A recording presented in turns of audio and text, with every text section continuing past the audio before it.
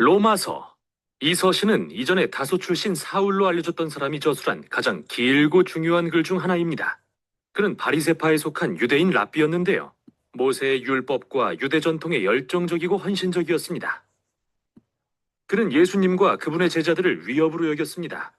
그런데 어느 날 그는 부활하신 예수님과의 극적인 만남을 통해 이방인을 위한 사도로 세워집니다. 비유대인을 위한 예수님의 공식 대표가 된 것이죠.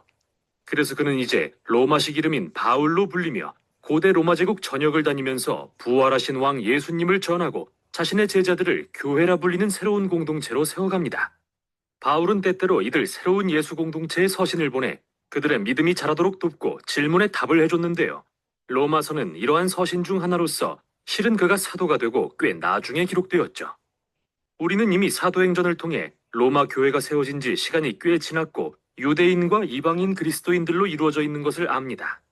그러나 한때 글라우디오 황제가 모든 유대인을 로마에서 추방했다가 약 5년 후에 다시 돌아올 수 있도록 허락한 적이 있습니다. 이때 돌아온 유대인 그리스도인들은 그 사이 로마 교회의 관습과 관행이 매우 비유대화되었다는 걸 발견합니다. 이로 인해 많은 갈등이 일어났고 바울이 이 서신을 쓸 때는 이미 분열되어 있었죠. 그들은 예수님을 따르는 방식에 대해 의견이 달랐는데 이방인 그리스도인도 안식일과 유대 음식법을 지키고 할례를 받아야 하는지를 논쟁하고 있었습니다. 그래서 바울은 몇 가지 목적을 이루고자 이 서신을 썼습니다. 그는 현실적인 이유에서 분열된 이 교회가 하나 되기를 바랐습니다. 그의 소망은 로마 교회를 중심 무대로 삼아 더 멀리 서쪽 끝 스페인까지 가는 그의 사명을 이루는 것이었는데요. 이런 상황은 바울이 그들에게 복음, 즉 그가 선포하는 예수님의 삶과 죽음과 부활에 대한 기쁜 소식을 최대한 자세히 설명하게 하는 동기가 되죠. 이 서신은 4개의 주요 단락으로 나뉘는 동시에 복음을 설명하는 길고 유려한 한 편의 글이기도 합니다. 바울이 말하는 복음은 먼저 하나님의 의를 드러내고 새로운 인류를 만들어 이스라엘에 주신 하나님의 언약을 성취합니다. 그래서 이 복음은 교회를 하나 되게 할 것입니다. 이 영상에서는 우선 1장부터 4장까지를 살펴보겠습니다. 바울은 서두에서 자신을 복음을 위해 하나님께 선택받은 사도, 즉 죽음에서 부활하신 하나님의 아들이자 열방의 왕이신 예수님이 이스라엘의 메시아이심을 전하는 자라고 소개합니다. 이제 예수님은 온 인류를 그분의 사랑의 통치로 초대하십니다. 바울은 왕이신 예수님에 대한 이 복음이 모든 믿는 사람을 구원하시는 하나님의 능력이자 하나님의 의를 나타낸다고 말합니다. 여기서 의란 바울이 중시한 구약의 개념으로서 하나님의 성품을 설명합니다. 그분은 항상 공정하고 옳고 선한 일을 하실 뿐 아니라 신실하셔서 당신의 약속을 지키십니다.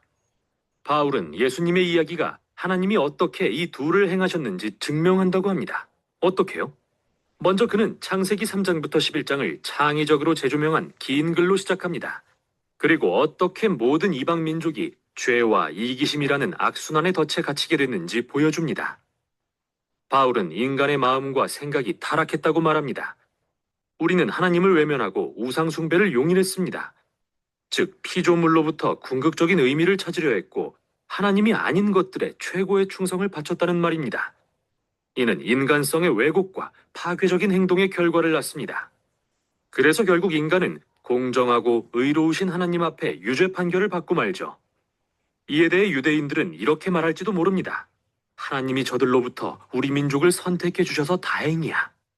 이집트 노예였던 우리를 구해주셨고 안식일과 음식법과 할례 같은 토라의 율법도 주셨잖아. 이 모든 게 하나님의 거룩한 백성으로 사는 방법을 보여주고 있는 거라고. 그러나 바울은 속단하지 말라고 합니다. 그는 토라와 구약의 나머지 줄거리를 회상하면서 이스라엘도 여느 이방 민족과 마찬가지로 죄와 우상 숭배로 가득하고 도덕적으로 타락했음을 보여줍니다. 사실 이스라엘의 죄는 이방인들보다 더 무겁습니다. 율법을 받은 민족으로서 더 잘 알고 있어야 하니까요. 그래서 바울의 결론은 인류는 이방인과 유대인 모두 절망스러운 덫에 갇혔으며 하나님 앞에 죄인이라는 겁니다. 하지만 그게 마지막은 아닌데요. 예수 그리스도의 기쁜 소식이 하나님의 응답입니다. 인류의 유죄를 면하게 하고자 예수님이 이스라엘의 메시아로 오셔서 모든 이의 죄를 위해 희생하셨습니다. 세상에서 우리가 야기한 고통과 죄와 죽음에 마땅한 모든 결과를 예수님이 우리를 대신해 짊어지셨습니다. 그리고 죽음에서 부활하심으로 모든 걸 이기시고 누구나 누릴 수 있는 부활의 새 생명을 주셨습니다. 예수님이 우리처럼 되셔서 우리가 그분처럼 되게 하신 것이죠. 바울은 이게 하나님이 예수님을 믿는 모든 사람을 의롭게 하시는 방법이라고 말합니다. 여기서 칭의란 바울이 중시한 또 다른 구약의 개념으로서 하나님의 의와 관련이 있는데요.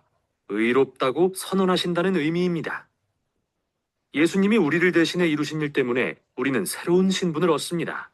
하나님은 정죄하시는 대신 그분과의 올바른 관계가 회복되었고 죄가 용서됐다고 선언하십니다.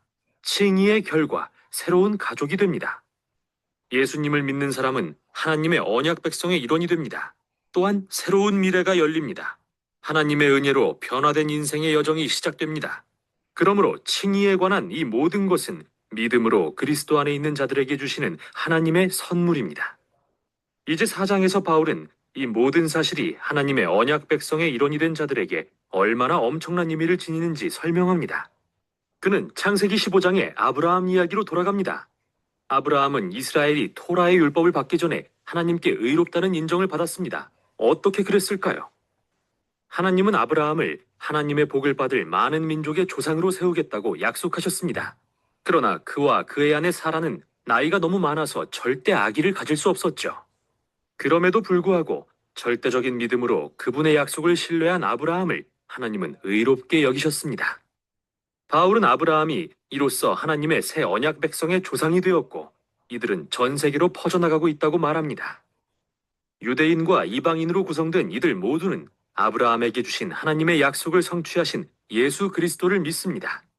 그럼 잠시 멈춰서 1장부터 4장까지의 요지를 정리해 봅시다.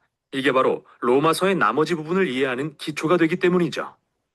인류는 절망적인 죄의 덫에 갇혀 있으며 구원이 필요합니다. 하지만 그 구원은 토라의 율법을 지키려고 노력함으로써 얻어질 수 없습니다. 도리어 하나님이 그분의 의로우심 때문에 예수님의 죽음과 부활을 통해 세상을 구원하신 것입니다. 믿음에 기초한 새 언약 백성, 즉 다민족으로 구성된 아브라함의 가족을 만드시기 위해서 말이죠. 계속해서 바울은 이 새로운 가족이 어떻게 그들을 완전히 새로운 삶의 방식으로 초대하는 훨씬 큰 무언가의 일부인지 설명할 텐데요. 지금까지 살펴본 1장부터 4장의 요지가 모든 내용의 기초가 된다는 사실을 기억하시길 바랍니다.